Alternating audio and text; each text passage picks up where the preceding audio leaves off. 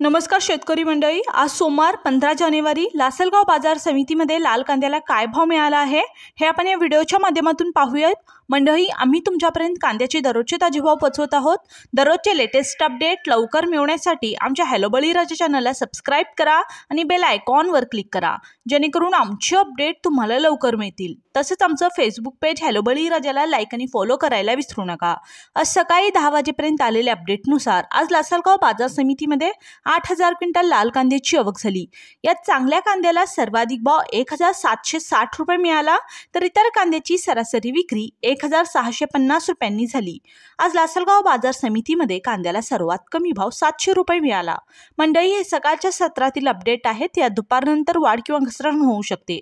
शनिवारी लासलगाव बाजार समितीमध्ये एकूण 13,530 क्विंटल लाल कांद्याची आवक झाली होती।